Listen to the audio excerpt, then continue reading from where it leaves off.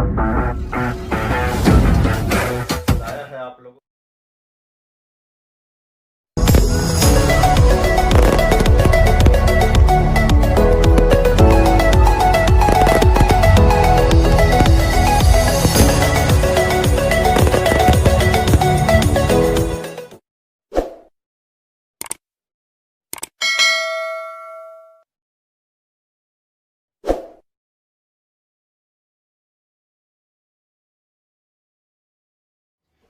Hello everybody, मैं संजय कुमार हाजिर हूँ आप सबके सामने आपका अपना स्टडी चैनल लेकर के स्टडी 888, आपका अपना चहेता, आपका प्यारा, आपका लाडला एकमात्र स्टडी चैनल जो आपको जो है तरक्की के आखिरी पायदान तक ले जाने में पूरा मेहनत कर रहा है और इसके साथ साथ आप लोग भी मेहनत कर रहे हैं। इसका आप लोगों को फल अवश्य मिलेगा। आप लोग अपने स्टडी चैनल को इतना चाहते हैं कि प्रत्येक वीडियो पर बहुत ही ज़्यादा लाइक कमेंट शेयर आप कर रहे हैं और ज़्यादा से ज़्यादा सब्सक्राइब भी होते जा रहा है हमारा चैनल, और इसका मतलब यही है कि इस चैनल की लोकप्रियता बढ़ती जा रही है और ये सिर्फ और सिर्फ आप लोगों की बदौलत है। और यहाँ सभी क्रैश कोर्स करते हुए हम आगे बढ़ रहे हैं। इस तरह से हम आगे बढ़ रहे हैं कि हमारे साथ साथ जो है जीके रीजनिंग की तैयारी के साथ साथ एनसीईआरटी का सिलेबस भी कंप्लीट हो, क्योंकि जो भी एग्जाम होंगे, कंपटीशन एग्जाम होंगे, उनमें जो है एनसीईआरटी के बुक्स से ही क्वेश्चन आंसर पुट किए जाएंगे। तो देखिए, करंट अफेयर की अलग से मैं वीडियो डालता रहा हूं और उनके साथ साथ रीजनिंग के भी क्वेश्चन डालता रहा हूं। आप लोगों को बस इतना चाहिए कि आप टाइम दें उन वीडियो को देखने में, और वीडियो को देख करके आप रफ कार्य भी अवश्य करें। जितना आप रफ कार्य करेंगे उतना ही आप पारंगत होते जाएंगे। तो चलिए हम अपनी वीडियो स्टार्ट करते हैं। क्वेश्चन है, जीके क्वेश्चन है, एनसीईआरटी बुक पर आधारित हैं। 6 से लेकर के 12th क्लास तक की बुक्स पर ये क्वेश्चन जो है छाट करके लेके आता हूं मैं। पहला प्रश्न है, मालाबार तट कहाँ है? मालाबार तट के विषय में पूछा है। ये क्या है? मालाबार तट है क्या? मालाबार तट कहाँ है? सबसे पहले तो ये देखिए, पश्चिमी घाट पर है। ये पश्चिमी घाट पर है, केरल में। मालाबार तट कहाँ है? पश्चिमी घाट पर है और कहाँ है? केरल में है। केरल का जो ये पॉइंट है, जो ये केरल का पॉइंट है, ये मालाबार तट है। ठीक है, ये क्या है? मालाबार तट है। तो इस तरह से आपको याद रखना है। क्वेश्चन नंबर 2 है, 11 नंबर चैनल कहाँ है? ये पूछ रहा है। जो चैनल होते हैं ना, जलीय जगह से जो जगह होती है, निकलने के क्षेत्र जो होते हैं, उनको चैनल कहते हैं। तो ये कह रहा है कि 11 नंबर चैनल कहाँ है? तो 11 नंबर चैनल जो है अंडमान और निकोबार के बीच में है। कहाँ है? अंडमान और निकोबार के बीच में। नेक्स्ट क्वेश्चन है, डोडा बेटा चोटी कहाँ स्थित है? डोडा बेटा चोटी के विषय में पूछ रहा है और ये चोटी कहाँ है? नीलगिरी की पहाड़ियों में है। डोडा बेटा चोटी कहाँ है? नीलगिरी की पहाड़ियों में। कहाँ? नीलगिरी की पहाड़ियों में। क्वेश्चन नंबर 4 है। क्वेश्चन नंबर 4 कह रहा है, बंगाल की खाड़ी में कितने द्वीप हैं? कितने द्वीप हैं? बंगाल की खाड़ी में 572 द्वीप हैं। कितने द्वीप हैं? 572। क्वेश्चन नंबर 5 है, भारत का ठंडा मरुस्थल कहा जाता है? भारत का ठंडा मरुस्थल जम्मू कश्मीर को कहा जाता है। किसको? जम्मू कश्मीर को। क्वेश्चन नंबर 6 है, अप्रवासी किसे कहते हैं? अप्रवासी बाहर से आकर बसने वाले लोगों को अप्रवासी कहते हैं। जिस क्षेत्र में आकर के लोग बसते हैं और वो वहां के मूल निवासी नहीं है, वो उस क्षेत्र के लिए अप्रवासी हैं। अब देखिए, क्वेश्चन नंबर 7 है, किस राज्य का मानव विकास श्रेष्ठ है? तो केरल राज्य का मानव विकास जो है वो श्रेष्ठ है। सबसे उत्तम जो है मानव विकास भारत में माना गया है केरल राज्य का। और क्वेश्चन नंबर 8 है, भारत श्रीलंका को कौन अलग करता है? भारत श्रीलंका को कौन अलग करता है? तो भारत श्रीलंका को जो है पाक जल डमरू अलग करता है। कौन? पाक जल डमरू, मन्नार की खाड़ी। क्वेश्चन नंबर 9 है, भारत की सबसे कम सीमा किस देश से लगी है? भारत की सबसे कम सीमा जो है किस देश से लगी है, ये पूछ रहा है, और वो देश है अफगानिस्तान। अफगानिस्तान से सबसे कम सीमा लगती है और सबसे ज्यादा बांग्लादेश से लगती है। क्वेश्चन नंबर हमारा जो है 10 है। क्वेश्चन नंबर 10 कह रहा है किस राज्य में सर्वाधिक आप्रवासी आते हैं। किस राज्य में, एक ऐसा राज्य बताओ जहां दूसरे राज्य से या दूसरे क्षेत्र से जो है प्रवास करके लोग वहां आते हैं, तो ऐसा राज्य बताना है। तो सबसे ज्यादा आप्रवासी जो है वो कहाँ आते हैं, महाराष्ट्र में।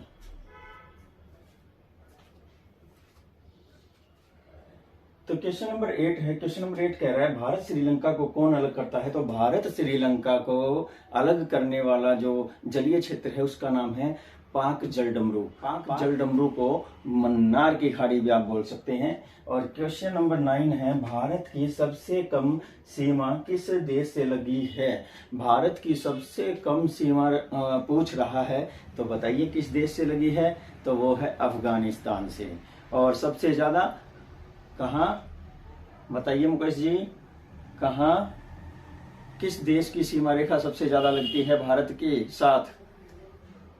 हाँ जी नितिन, हाँ यू आर राइट, बांग्लादेश के साथ जो है सबसे ज्यादा सीमा लगती है भारत की। क्वेश्चन नंबर जो है 10 है वो क्या कह रहा है कि किस राज्य में सर्वाधिक आप्रवासी आते हैं। मतलब एक ऐसा राज्य बताओ जहां पूरे भारत में सबसे ज्यादा जो है बाहर से आकर के लोग जो है अपने रोजगार में लगते हैं या वहां रहते हैं। तो आप्रवासी जो है किस राज्य में सबसे ज्यादा आते हैं, तो वो महाराष्ट्र है। कौन सा, महाराष्ट्र। क्वेश्चन नंबर 11 है प्रवास का प्रमुख कारण क्या है। प्रवास का प्रमुख कारण है काम और रोजगार। सबसे ज्यादा प्रवास होता है काम और रोजगार के कारण।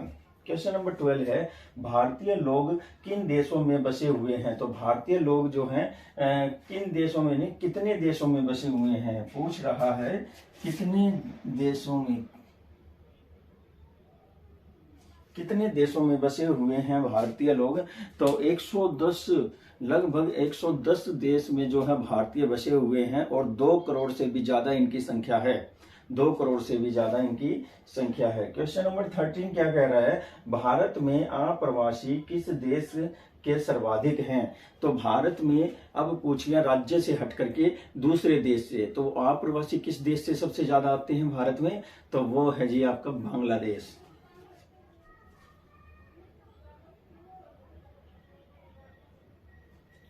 देख लेते हैं क्वेश्चन नंबर 14 नंबर क्वेश्चन क्या कह रहा है शिवाजी की माता का क्या नाम था। शिवाजी की माता का नाम पूछ रहा है। छत्रपति शिवाजी जो हुए हैं मराठा साम्राज्य के महान जो है योद्धा हुए हैं ये, और इन्होंने छत्रपति की उपाधि धारण कर रखी थी। एक छत्र राज्य जिसका होता है, इस तरह से इन्होंने जो है छत्रपति की उपाधि अपनी धारण की थी। इनकी माता का नाम था जीजाबाई। क्या नाम था, जीजाबाई। बहुत ही लाजवाब इनका कैरेक्टर रहा है हमारी हिस्ट्री में, और अंग्रेजों के साथ इन्होंने जबरदस्त लोहा लिया है, मुगलों के साथ इन्होंने लोहा लिया है। बहुत ही जबरदस्त कैरेक्टर हैं ये। इनके ऊपर फिल्म भी बनी हुई है, आप लोगों ने जरूर देखी होगी, और नहीं भी देखी है तो गूगल पर भी आपने इनके विषय में बहुत कुछ पढ़ा होगा, और नहीं पढ़ा होगा तो उनकी माता का नाम आज जान लीजिए, क्या है, जीजाबाई। क्वेश्चन नंबर 15 है शिवाजी के पुत्र का क्या नाम था। शिवाजी के पुत्र का नाम था संभाजी। क्या नाम था, संभाजी। शिवाजी के पुत्र का नाम संभाजी। क्वेश्चन नंबर 16 है पानीपत की तीसरी लड़ाई कब हुई। पानीपत की तीसरी लड़ाई कब हुई पूछ रहा है। पानीपत की पहली लड़ाई कब हुई थी, यह हुई थी 1556 में। किस किस के बीच में, बाबर और इब्राहिम लोधी के बीच में। और पानीपत की दूसरी लड़ाई कब हुई थी, पानीपत की दूसरी लड़ाई हुई थी 1556 में। पानीपत की पहली लड़ाई 1526 में बाबर इब्राहिम लोधी के बीच में हुई थी, और पानीपत की दूसरी लड़ाई 1556 में अकबर और हेमू के बीच में हुई थी, यानी कि हेमचंद्र विक्रमादित्य के बीच में हुई थी। और पानीपत की तीसरी लड़ाई जो है 14 फरवरी 1761 को, 14 फरवरी 1761 को अंग्रेजों और मराठों के बीच में। और इसमें कौन जीता था, अंग्रेज जीते थे। ठीक है। क्वेश्चन नंबर हमारा 17 है शिवाजी ने किस युद्ध शैली को अपनाया। शिवाजी ने छापामार युद्ध शैली को अपनाया था। छापामार जैसे कि टुकड़ी में उन सैनिकों को अलग अलग जगह पर छिप जाते हैं और फिर अचानक से वो है धप्पा बोल देते हैं, यानी कि छापा मार देते हैं, दुश्मन के ऊपर अटैक कर देते हैं, तो इसे छापामार युद्ध कहा जाता है।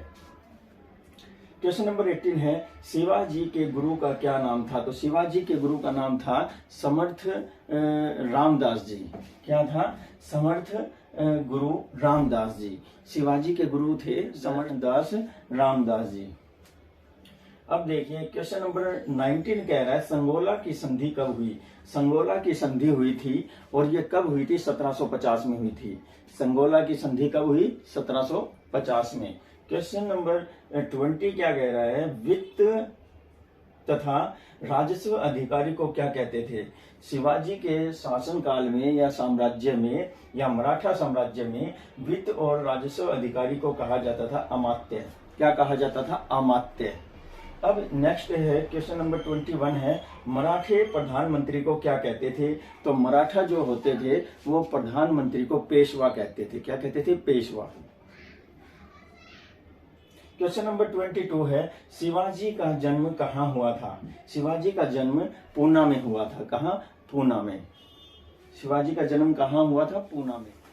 तो हमने 21 नंबर क्वेश्चन देखा है मराठी प्रधानमंत्री को क्या कहते थे? पेशवा कहते थे। और 22 नंबर है शिवाजी का जन्म कहाँ हुआ था? तो पूना में हुआ था।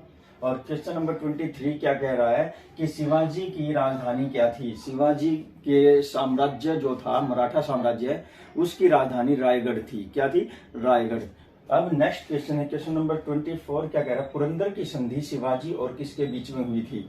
पुरंदर की संधि हुई थी एक, और ये शिवाजी और किसके बीच में हुई थी? ये जयसिंह और शिवाजी के बीच में हुई थी पुरंदर की संधि। क्वेश्चन नंबर 25 है शिवाजी का राज तिलक यानी कि उनका राज्याभिषेक किसने किया था? तो गंगा भट्ट ने किया था। किसने किया था उनका राज तिलक? गंगा भट्ट ने। क्वेश्चन नंबर 26 है छापा मार युद्ध शैली के निर्माता कौन थे? छापा मार युद्ध शैली के निर्माता स्वयं शिवाजी थे। शिवाजी ने ही इस शैली को जो है इजाद किया था, यानी कि उनको उसका उदय किया था। तो ये थे हमारे कुछ शिवाजी से संबंधित क्वेश्चन आंसर। बड़े ही जबरदस्त क्वेश्चन आंसर मैं ये छाट करके लेके आया हूँ। और भी इसी चैप्टर से जो है और भी ज्यादा क्वेश्चन निकल करके आएंगे और नेक्स्ट वीडियो में हम वो क्वेश्चन पुट करेंगे, क्योंकि ज्यादा बड़ी वीडियो बनाने से भी जो है हमारे स्टूडेंट बोर ना हो जाए, इसलिए हम थोड़ा सा छोटा वीडियो भी बना देते हैं बीच बीच में। और आप लोग इन क्वेश्चन को, इस वीडियो को जो है 1 से 2 बार जरूर रिपीट करके देखें, और ऐसा करने पर आपको ये पक्के याद होंगे और यही क्वेश्चन जो है कंपटीशन एग्जाम में पूछे जाते हैं। हेलो एवरीबॉडी, मैं संजय कुमार हाजिर हूँ आप सबके सामने, आपका अपना फेवरेट चैनल लेकर के, चैनल स्टडी 888। देखिए बहुत ही बढ़िया वीडियो के साथ मैं फिर से हाजिर हूँ आप सबके सामने, और सेकंड पार्ट लेकर के आया हूँ मैं। इससे पहले मैंने फर्स्ट पार्ट डाला था 10th क्लास के हिस्ट्री के चैप्टर नंबर 1 और 2 के जो टेस्ट सीरीज चल रही है उसका सेकंड पार्ट लेकर के आया हूँ। पहले पार्ट में हमने 1 से लेकर के 40 तक क्वेश्चन पूछे थे आप लोगों से, और बड़ा ही अच्छा रिस्पांस आने लगा है उस वीडियो का। और सेकंड जो टेस्ट पार्ट में लेकर के आया हूं, इसमें 41 से लेकर के 60 क्वेश्चन तक के क्वेश्चन पूछे जाएंगे। 10th क्लास में जितने भी स्टूडेंट्स हैं वो अपना IQ लेवल सुधार सकते हैं और वो देख सकते हैं, समझ सकते हैं।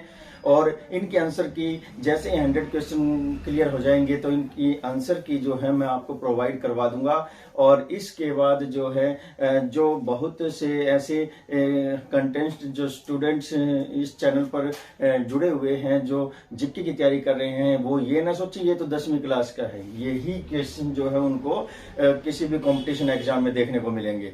देखिए इसी के साथ ही हम वीडियो शुरू करते हैं, तो थोड़ा ध्यान रखना भाई, मेरा भी ध्यान रखना, ठीक है? क्यों? क्योंकि लाइक कमेंट शेयर भी तो चाहिए, यही मेरी खुराक है। देखिए नेक्स्ट क्वेश्चन, हमारा पहला क्वेश्चन क्या है? एसएस सभ्यता का पूरा स्थल मिताथल कहाँ है? एसएस सभ्यता का पूरा स्थल पूछा है, मिताथल जिसका नाम है वो कहाँ है?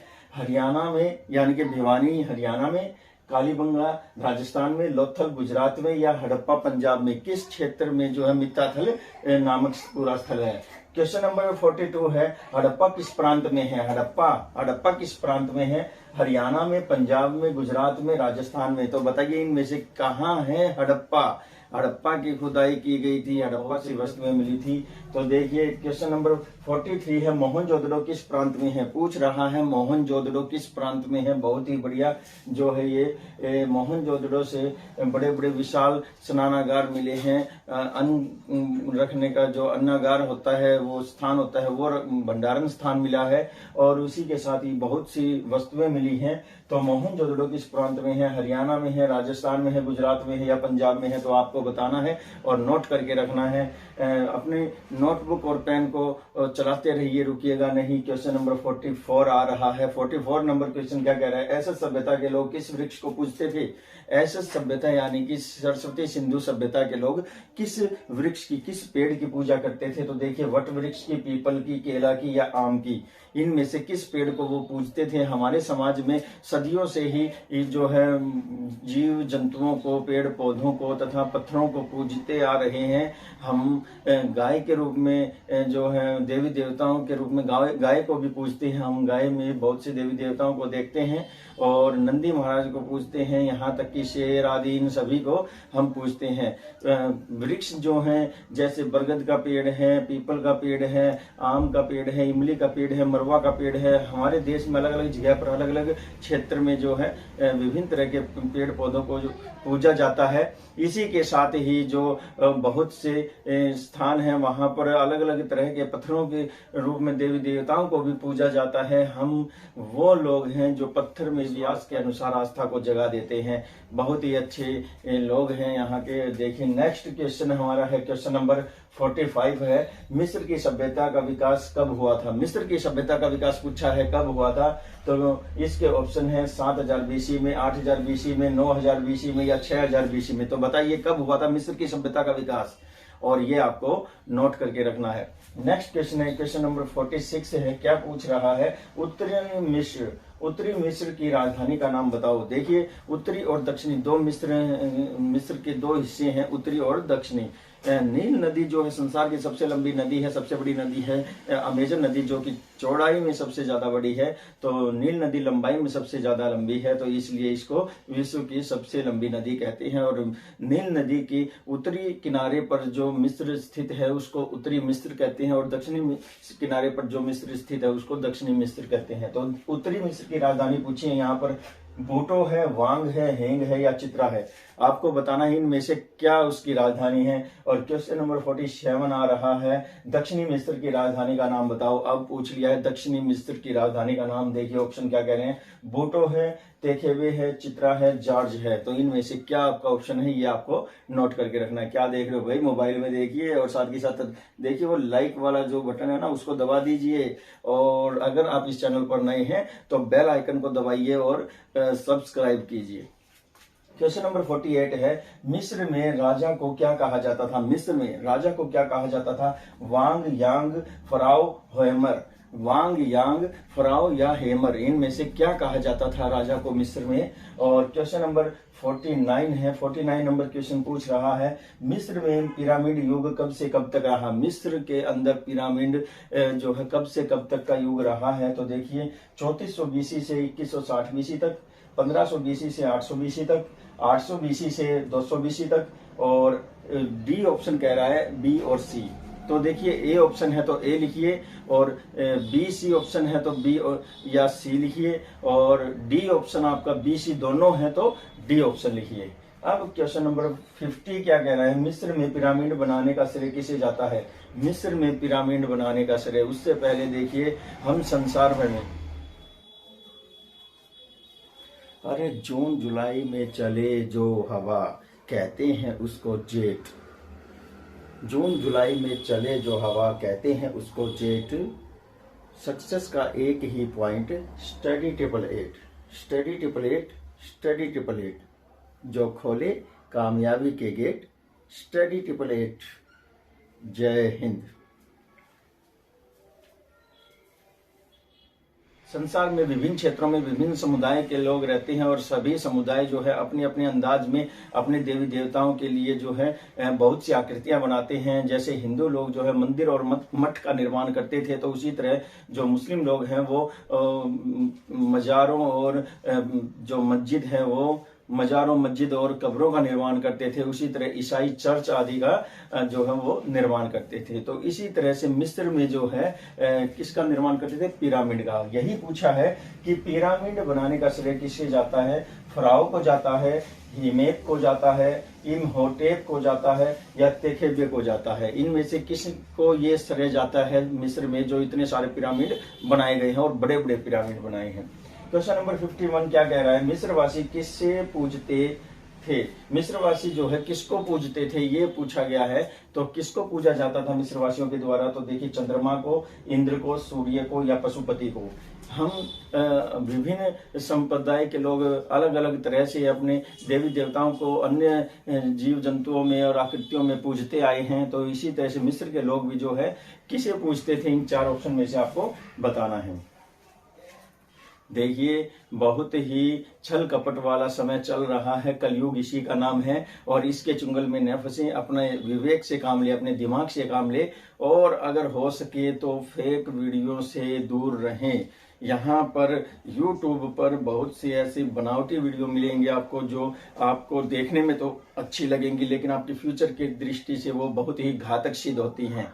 तो आप बचकर रहें और सजग रहें। जो क्वेश्चन आपको करवाए जा रहे हैं उनके आंसर को आप याद करने के साथ साथ आपको डाउट लगता है तो उसको सर्च भी कीजिए, कहीं आपको वो गलत तो नहीं पढ़ाया जा रहा है। आपकी सतर्कता ही आपका भविष्य संवार सकती है और किसी के बस की बात नहीं है। क्वेश्चन नंबर देख लीजिए 52 है। 52 नंबर क्वेश्चन क्या कह रहा है? इलियाड और ओडिसी महाकाव्य किसने लिखे थे? इलियाड और ओडिसी, इलियाड और ओडिसी जो महाकाव्य है वो किसने लिखे थे ये पूछा है। इमहेटोप ने, या हेमर ने, होमर ने, या रोमुलस ने? इनमें से किसने जो है इलियाड और कौन सा महाकाव्य है? ओडिसी महाकाव्य है, किसने लिखे थे? क्वेश्चन नंबर 53 है। यूनान में श्रमिकों को क्या कहा जाता था? यूनान में श्रमिकों को क्या कहा जाता था पूछ रहा है। तो ग्रीक में हलोट कहा जाता था श्रमिकों को, या थीटस कहा जाता था, या जिगुरात कहा जाता था, या बूटो कहा जाता था। अलग अलग क्षेत्रों में अलग अलग नाम से पुकारा जाता था दासों को, कहीं कुछ कहा जाता था, कहीं कुछ कहा जाता था। तो यहाँ यूनान में पूछा है कि किस नाम से उनको पुकारा जाता था। क्वेश्चन नंबर 54 है। क्या कह रहा है कि 54 नंबर क्वेश्चन पूछ रहा है कि यूनान में दासों को किस नाम से पुकारा जाता था, या दासों को क्या कहा जाता था? तो देखिए, हलोट है, थीटस है, जिगुरात है, या बूटो है। वही ऑप्शन ऊपर वाले नीचे लिए हैं जो श्रमिक के लिए पूछे गए थे, वही दास के लिए पूछे गए हैं। आपको जवाब देना है इनमें से कौन किसका आंसर है। क्वेश्चन नंबर 55 है। रोम का पहला सम्राट कौन था? रोम का पहला सम्राट पूछा है। किसी भी संप्रदाय का, किसी भी साम्राज्य का अगर आप देखेंगे इतिहास तो उसको स्थापित करने वाले का नाम जरूर मिलेगा आपको। तो रोम का पहला सम्राट पूछा है कौन था? तो देखिए, जिगुरात है, फराओ है, रोमुलस है, या फिर होमर है। इनमें से आपको बताना है कौन था रोम का पहला सम्राट। देखिए भाई, जो नए जुड़े हैं हमारे चैनल पर, जो पहली बार आए हैं, उनकी खातिरदारी के लिए मैं बता देता हूं कि एक जो कॉर्नर में देखिए आपको बेल आइकन मिलेगा, उसको दबाइए और सब्सक्राइब कीजिए इस चैनल को। आपके लिए बेनिफिट होगा, और आपके लिए तो बेनिफिट होगा ही, हमारे चैनल यानी कि हमारे, आपके और हमारे चैनल के लिए भी बहुत अच्छा होगा। और इसी तरह से आपको इस चैनल को ऊंचाइयों तक पहुंचाना है। ये हालांकि कम ही समय में सबसे ज्यादा ऊंचाई में ये जा रहा है। सभी चैनल इसकी ओर देख रहे हैं कि ये किस तरह से किसी हीरो की तरह जो लास्ट में आता है और कितनी तीव्र गति से आगे बढ़ रहा है। तो सभी इसकी तरफ देख रहे हैं, और इसकी मैं गारंटी लेता हूं कि ये चैनल आपके साथ कभी भी धोखा नहीं करेगा। देखिए, क्वेश्चन नंबर 56 है। 56 नंबर क्वेश्चन कह रहा है कि इटली में टाइबर नदी के किनारे 7 पहाड़ियों पर कौन सा राज्य है? इटली में एक नदी है, टाइबर नाम की नदी है, और उसके किनारे पर जो है 7 पहाड़ियों पर एक राज्य बना है। उस राज्य का नाम जो है बताना है आपको। क्या है? चीन है, यूनान है, माया है, या रोम है? तो आपको बताना है इनमें से कौन सा राज्य है जो इटली में टाइबर नदी के किनारे 7 पहाड़ियों पर बसा हुआ है। क्वेश्चन नंबर 57 है। 57 कह रहा है कि रोम गणतंत्र कब बना था? रोम गणतंत्र जो है कब बना था ये पूछा गया है कि प्रत्येक देश जो है, प्रत्येक राज्य कभी किसी का गुलाम रहा है, तो वो कब आजाद हुआ था, गणतंत्र कब हुआ, ये पूछा गया है। तो देखिए, 509 बीसी में, 509 बीसी से 133 बीसी, या फिर 1009 बीसी से 800 बीसी, या 809 बीसी से 300 बीसी या 100 या फिर 1209 बीसी से 500 बीसी में जो है गणतंत्र बना था, ये आपको बताना है रोम के विषय में। और क्वेश्चन नंबर 58 क्या कह रहा है? 58 नंबर क्वेश्चन कह रहा है कि रोम का स्वर्ण युग किसे कहते हैं? रोम का स्वर्ण युग किसे कहते हैं? किसी भी साम्राज्य में एक ऐसा समय जरूर आता है जब वो उस राजा के संरक्षण में जो है अपने उत्कृष्ट ऊंचाइयों तक जाता है। तो देखिए यही कहा गया है कि रोम का स्वर्ण युग किसे कहते हैं? ऑगस्टस युग को, या वांग युग को, फराओ युग को, या होमर युग को? किस युग को जो है रोम का स्वर्ण युग कहा गया है, ये आपको बताना है। क्वेश्चन नंबर 59 है, क्या कह रहा है देखते हैं। चीन के दार्शनिक कन्फ्यूशियस और कौन था? चीन के दो दार्शनिक हुए हैं, एक तो था कन्फ्यूशियस और दूसरा आपको बताना है इन चार ऑप्शन में से कौन सा वो दूसरा है। तो देखिए कन्फ्यूशियस के साथ हमोलट था, या फिर जिगरात था, या थीटस था, या लाओत्से था। तो आपको बताना है इनमें से क्या ऑप्शन आपका उत्तर है, और नोट करके रखिए। और क्वेश्चन नंबर 60 क्या कह रहा है? 60 नंबर क्वेश्चन है, बड़ा ही लाजवाब क्वेश्चन है। देखिए लास्ट क्वेश्चन है इस वीडियो का। माया सभ्यता कितनी पुरानी है? माया सभ्यता कितनी पुरानी है? ए ऑप्शन है 8000 बीसी, बी ऑप्शन है 1350 बीसी, सी ऑप्शन है 7000 बीसी, और डी ऑप्शन है 4000 बीसी। तो इनमें से आपका जो भी आंसर बनता है आप उस आंसर को लिख करके रखिए। और ये 41 से लेकर के 60 नंबर तक के क्वेश्चन की एक आंसर की बना करके आप मेरे पास भेज सकते हैं। कमेंट बॉक्स के द्वारा आप मुझे भेज सकते हैं, या फिर आप मेरे व्हाट्सएप नंबर पर भी अपने आंसर को भेज सकते हैं। और मेरा व्हाट्सएप नंबर है 9315830888। आप जितनी जल्दी से अपने आंसर की मेरे पास भेजेंगे उतनी ही तीव्र गति से जो है मैं आपका नाम भी उतने ही आगे अपनी अगली वीडियो में अनाउंस करूंगा। तो इसी के साथ ही पिछली वीडियो में जिसने भी अच्छे तरीके से और बहुत ही तीव्र गति से जो आंसर भेजे हैं उनका नाम मैं अनाउंस कर देता हूं। तो देखिए वो इस प्रकार हैं। अरे जून जुलाई में चले जो हवा कहते हैं उसको जेट। जून जुलाई में चले जो हवा कहते हैं उसको जेट। सक्सेस का एक ही पॉइंट, स्टडी 888, स्टडी 888, स्टडी 888, जो खोले कामयाबी के गेट, स्टडी 888। जय हिंद। क्या क्या बातें जो एक ही वीडियो में की जाए, इतना समय नहीं होता है किसी के पास भी। अगर मैं अपनी बहुत सी बातें आपके सामने रखता रहूं एक ही वीडियो में, तो जो हमारे स्टूडेंट्स हैं वो वीडियो को कट करके जाते रहेंगे और वो ओरिजिनल और सही बातों से चूक जाएंगे। लेकिन मैं आप लोगों को विश्वास दिलाता हूं कि जिस तरह से मेरे स्टूडेंट जिस तरह से स्टडी करके आगे सक्सेस की ओर जा रहे हैं, और जो बहुत से लग चुके हैं जॉब पर, बड़ी अच्छी अच्छी जॉब उनको प्राप्त हुई हैं, तो मैं चाहता हूं कि आप जो देख रहे हैं, कौन कौन देख रहा है? बहुत सारे मेरे स्टूडेंट हैं जो देख रहे हैं। जतिन आप भी, और निरंजन जी आप भी, पंकज जी आपको भी मैं यही कह रहा हूँ, नितिन आपको भी मैं यही कह रहा हूँ, उषा, भावना और दिव्या, दिशा, तथा इसी के साथ ही लक्की भी हैं, और सभी के लिए लक्की होने चाहिए, और सभी लक्की हैं, और मेरे लिए तो आप सभी लक्की हैं। तो मैं चाहता हूं कि आप सभी जो है कामयाबी की ओर आगे जाएं, और आपकी कामयाबी ही मेरे जो वीडियो या मेहनत है उसका परिणाम है। देखिए ये जो बोर्ड है ये खर्चा है, ये मार्कर है खर्चा है, इस मार्कर में जो इंक है ये खर्चा है, ये लाइटिंग वगैरह है ये खर्चा है, मेरा बहुमूल्य समय जो मैं लगा रहा हूँ ये भी खर्चा है। तो क्या आप अपना थोड़ा सा भी खर्चा नहीं कर सकते? एक अंगूठा ही तो दबाना है, अंगूठा दबा दीजिए, बस इतना तो खर्चा कर ही सकते हो। और क्या मैं आपसे पैसे मांगता हूँ? ये देखिए कभी भी किसी के कहने पर न जाए कि यूट्यूबर ये करते हैं, यूट्यूबर वो करते हैं, यूट्यूबर इतना कमाते हैं, यूट्यूबर अपने लिए करते हैं।